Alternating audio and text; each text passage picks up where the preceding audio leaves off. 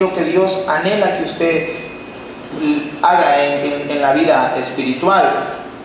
Y en esta hora, hermanos, yo quiero empezar la serie Ataduras del Alma con el primer mensaje que le hemos titulado La culpabilidad.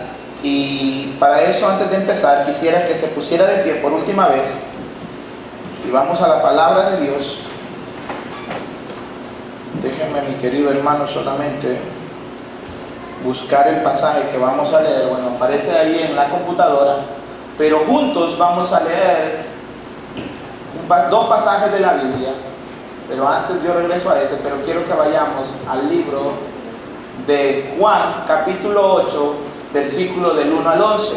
Juan, capítulo 8, versículos del 1 al 11. Y ahí donde vamos a estar en esta hora, hablando acerca de la culpabilidad, y este es el primer sermón de la serie Ataduras del Alma. Cuando lo tenga, hermano, diga amén, o esté listo, diga amén.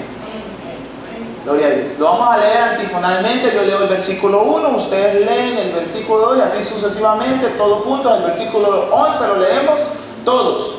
Dice la palabra de Dios: y Jesús se fue al monte de los olivos.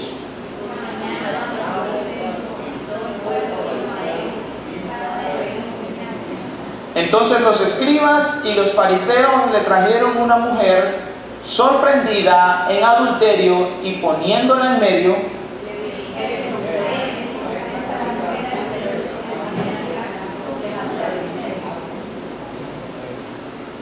y en la ley nos mandó Moisés apedrear a tales mujeres. ¿Tú pues qué dices?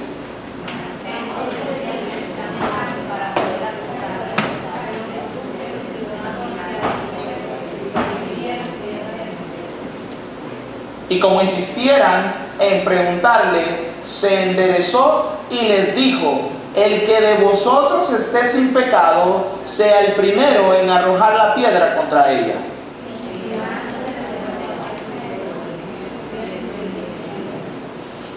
Pero ellos, al oír esto, acusados por su conciencia, salían uno a uno, y comenzando desde el más viejo hasta los postreros, y quedó solo Jesús y la mujer que estaban en medio.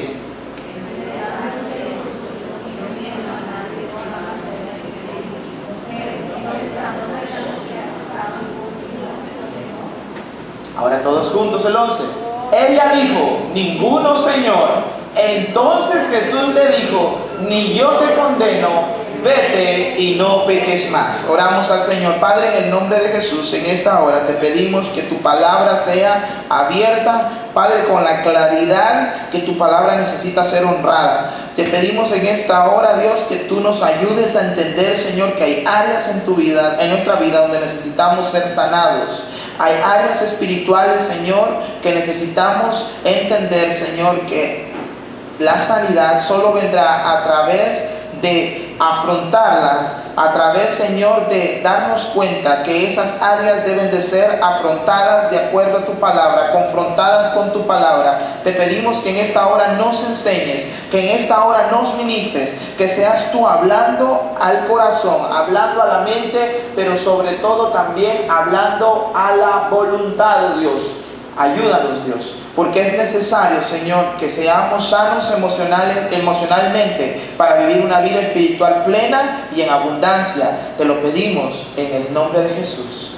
Amén y amén. Gloria a Dios. Pueden sentarse. Esta serie tiene un objetivo, y el objetivo es ayudarle a que usted sea una persona emocionalmente estable, que no sea un cristiano de doble ánimo. Uno de los problemas en las iglesias cristianas es que hay muchos cristianos de doble ánimo. La Biblia dice: el hombre y la mujer de doble ánimo es inconstante en todos sus caminos. Y la inconstancia muchas veces viene por problemas emocionales, por problemas espirituales, por ataduras. ¿Sabe qué significa? Si usted se ata los zapatos para que no se le caigan, Usted ata algo que quiera retener en un lugar. Usted ata algo que no quiera que se mueva. Pero quizás sea un mal ejemplo, pero cuando tenemos una mascota la atamos para que no haga daño, y no un perro para que no muerda a los vecinos y se quede en un solo sitio. Y espiritualmente cada uno de nosotros tenemos ataduras o cosas que están pasando en nuestra vida, que nos están limitando a ir más allá de donde Dios quiere que vayamos. Y una de las cosas que ha hecho mucho daño a la iglesia y muy especialmente a los cristianos de hoy en día es el hecho de tener sentimientos o actitudes de culpabilidad en nuestra vida.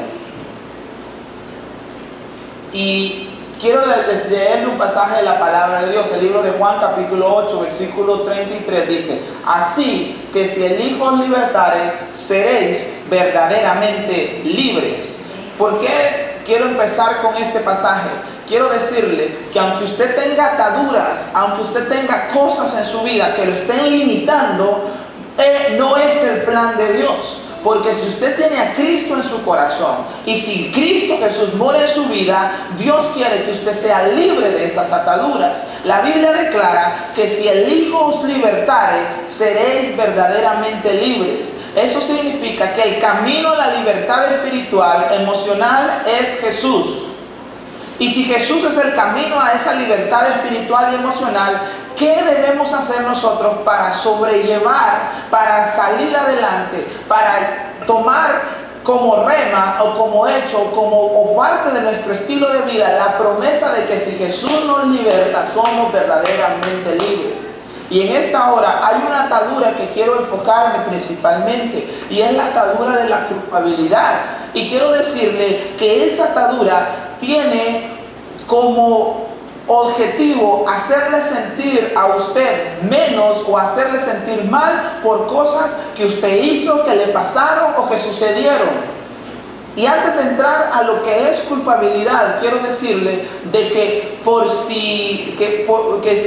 está de más decir que parte del hecho de que una persona se siente culpable es tener gente alrededor que la acusan. En el pasaje que acabamos de leer vemos a una mujer que fue encontrada en el acto, y que las personas, al ver que Jesús estaba por el área, los escribas, los fariseos, yo estoy seguro que a los escribas y a los fariseos no les importaba esta mujer. A ellos, como dice el pasaje, lo que les importaba es que Jesús cayera, que Jesús dijera algo en contra de la ley de Moisés, y que hacer ver mal a Jesús y hacer que la reputación de Jesús, de un hombre sabio, perfecto y coherente, fuese tirada al suelo cuando le ponen a una mujer, porque sabían que si él decía apedréenla, entonces ellos podían decir ¿dónde está la misericordia de Dios que él predica? Y si él decía déjenla libre, está en contra de la ley de Moisés, porque Moisés dice que hay que apedrearla. Pero una de las cosas que me llama la atención de este pasaje es que ellos llevaron a esa mujer, y había gente que acusaban a esa mujer. De igual manera, usted y yo tenemos un enemigo llamado Satanás, que según el libro de Apocalipsis, mire lo que dice Apocalipsis capítulo 12 versículo 10, dice: entonces oí una gran voz en el cielo que decía: ahora ha venido la salvación, el poder y el reino de nuestro Dios y la autoridad de Cristo, porque ha sido lanzado fuera, ¿qué dice? El acusador de nuestros hermanos, el que los acusaba delante de nuestro Dios, que dice 24 horas, 2 horas, de día y de noche. Lo que quiero dejar claro es que parte del hecho de sentirnos culpables es que Satanás va a hacer todo lo que esté en su poder para que usted se sienta culpable. De día y de noche, uno de los títulos que el diablo tiene es el acusador de nuestros hermanos, dice el libro de Apocalipsis.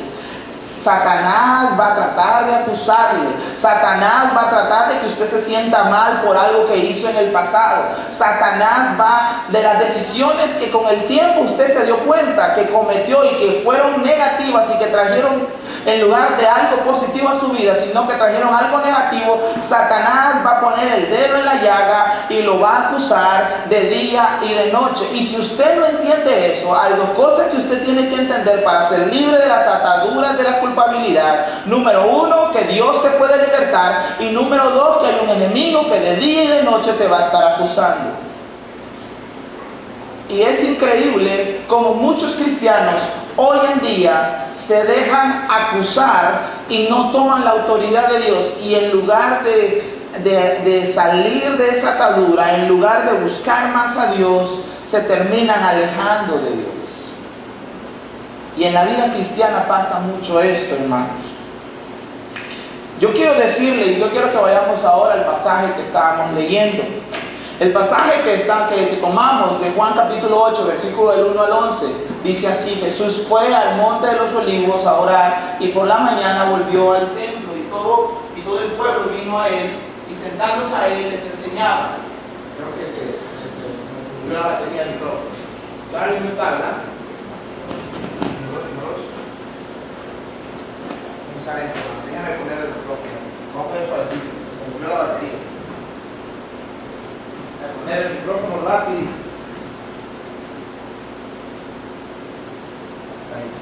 Yo no lo necesito tan alto, yo hablo fuerte.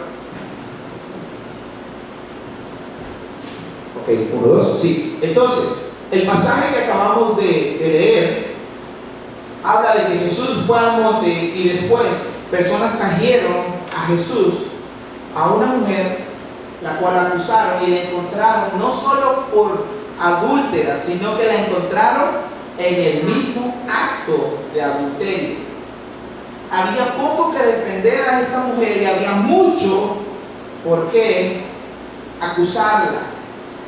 Pero este pasaje revela la actitud de Dios ante la acusación.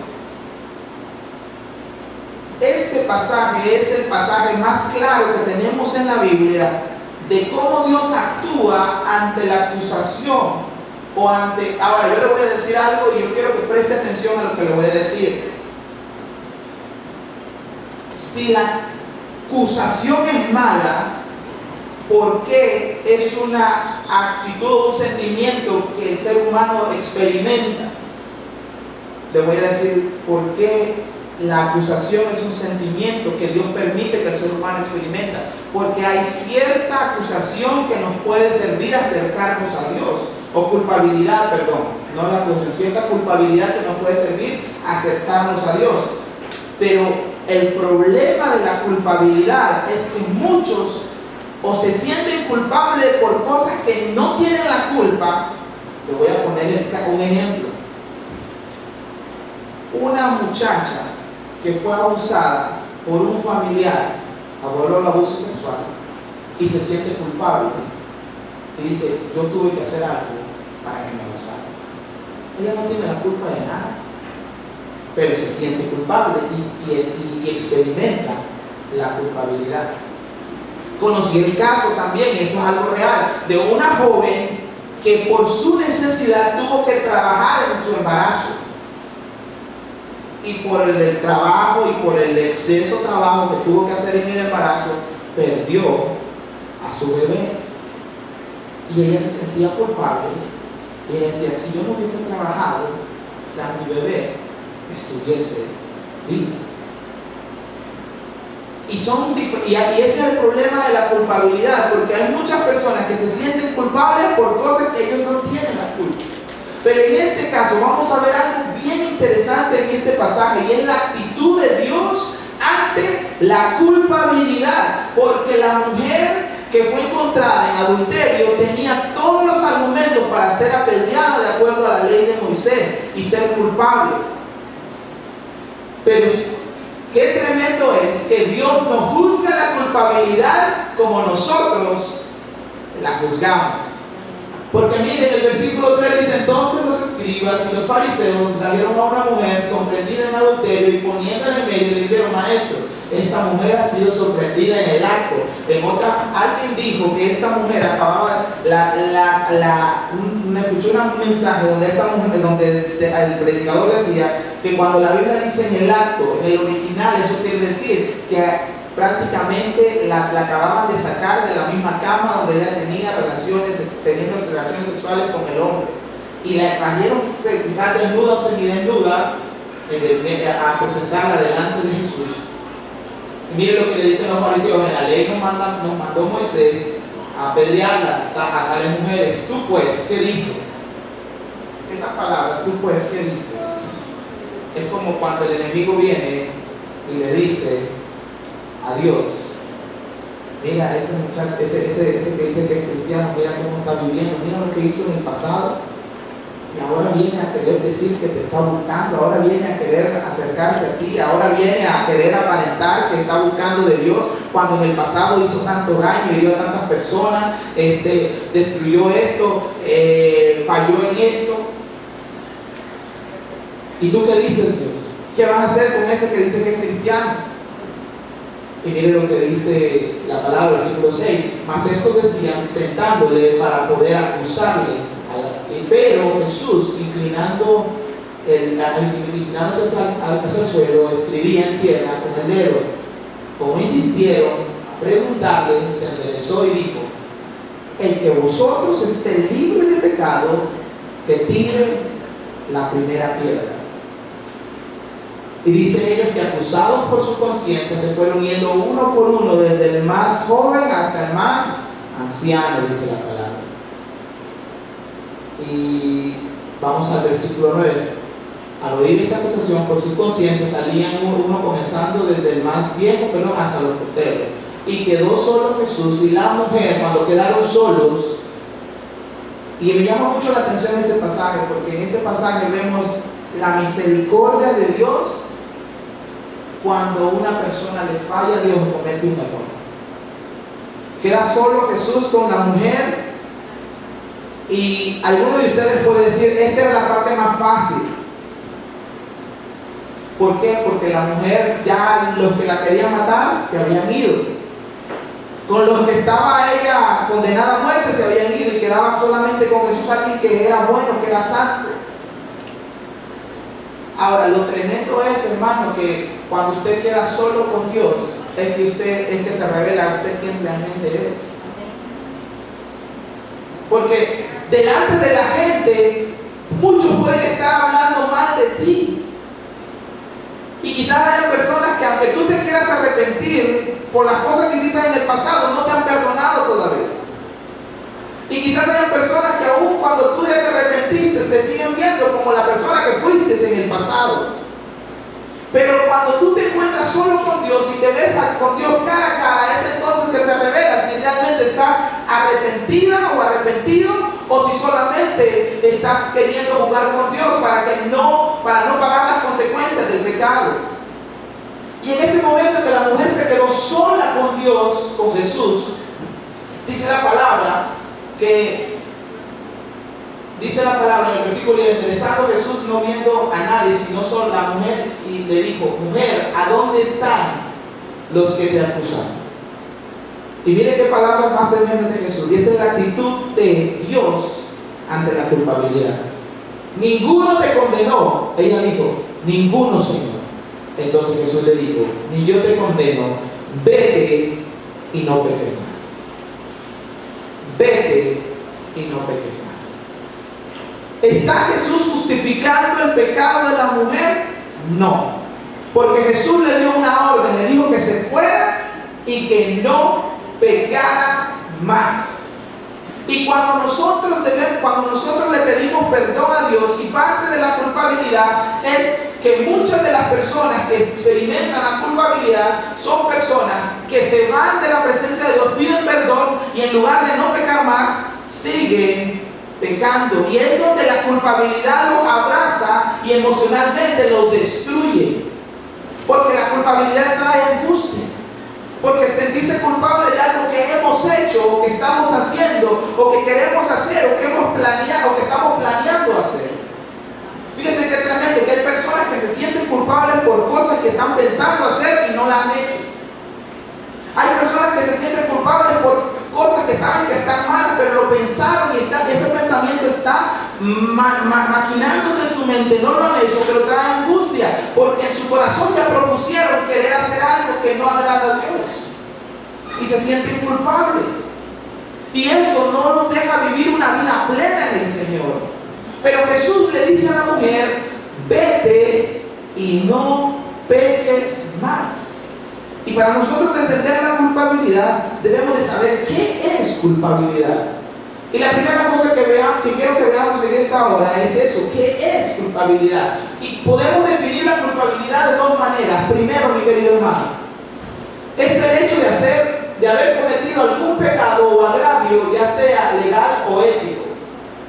Hay personas que se sienten culpables porque tienen la confianza de su jefe en el trabajo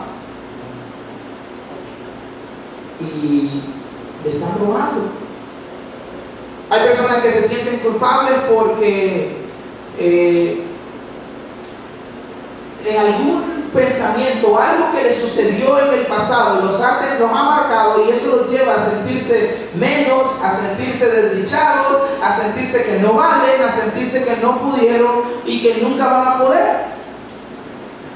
Y nosotros debemos de entender como hijos de Dios, como acabo de decirles, es que no importa la situación que tú estés pasando, que te haya pasado, que hayas cometido, cuando tú llegas a Cristo, Dios te convierte en una nueva criatura.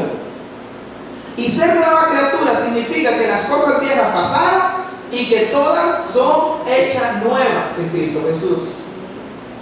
Y que no importa, mire, alguien dijo: no existe pecado tan grande que Dios no pueda perdonar, pero tampoco no existe pecado tan pequeño que no necesite ser perdonado.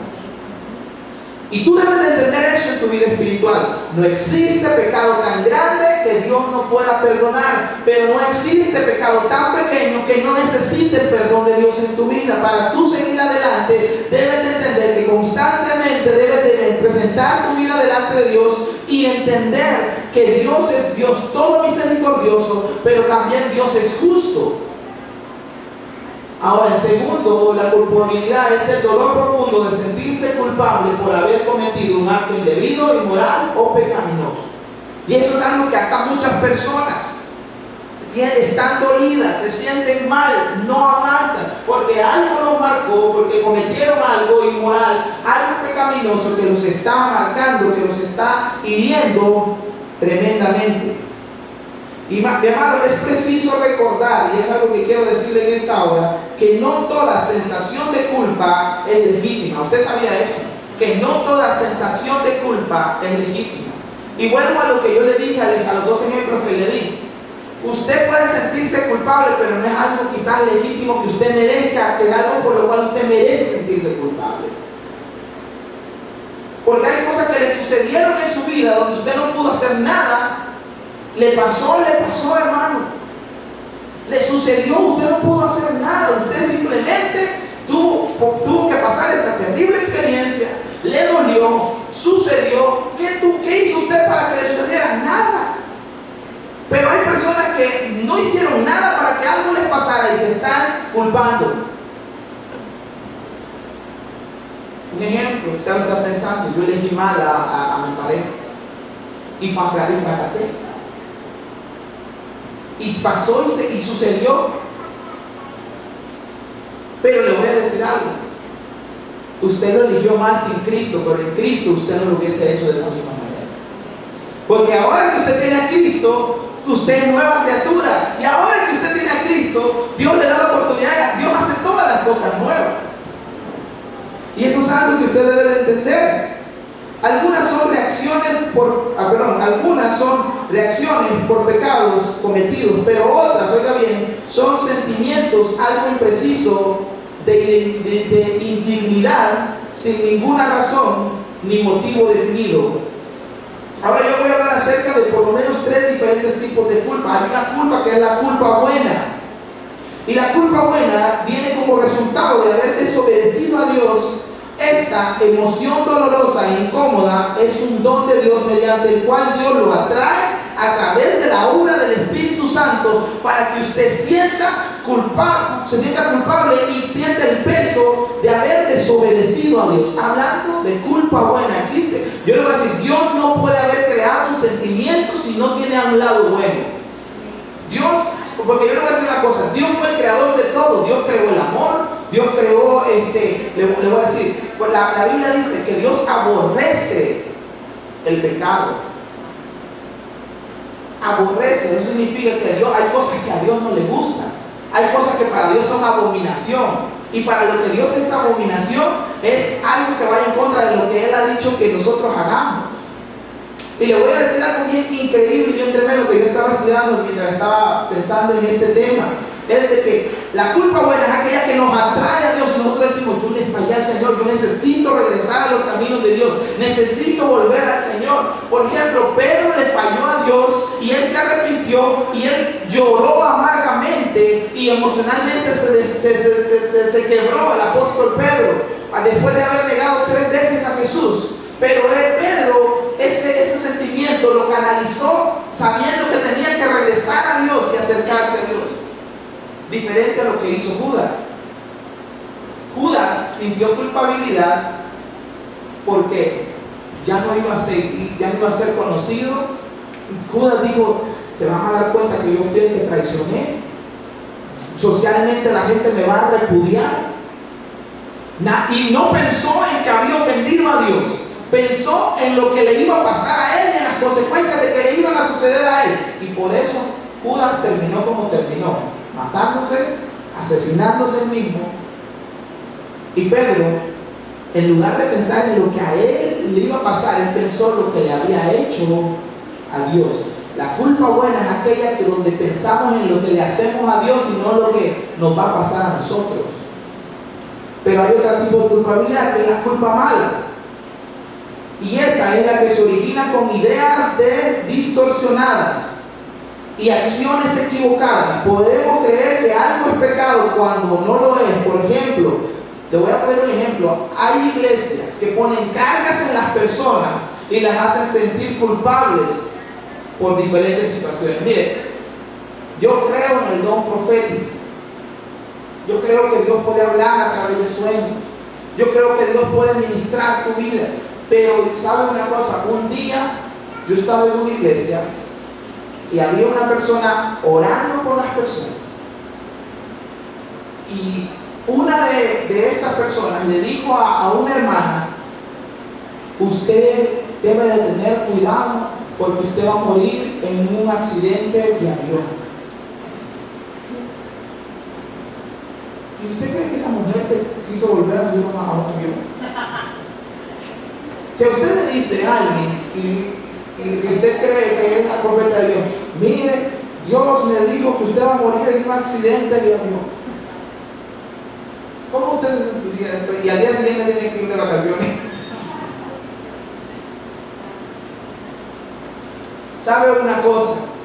Hay una culpabilidad que es mala y muchas veces esa es la culpabilidad que viene más de parte del hombre que de parte de Dios.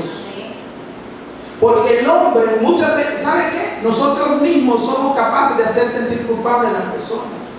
O no han tenido personas alrededor suyo que en lugar de ayudarle, de bendecirle, de escucharle, lo que hacen es hacerlo sentir culpable y decirle, pero tú fallaste, pero tú hiciste esto, pero lo que tú hiciste es peor. Y sabe una cosa, muchas veces las personas nos quieren hacer sentir culpables para tomar control de nuestras decisiones. Se lo repito, las personas muchas veces lo quieren hacer sentir culpable a usted para tomar control de sus decisiones. ¿Sabe una cosa? En El Salvador, antes de conocer a Cristo, yo hice muchas cosas por las cuales yo me puedo haber sentido culpable. Pero yo entiendo de que eso fue sin conocer al Señor.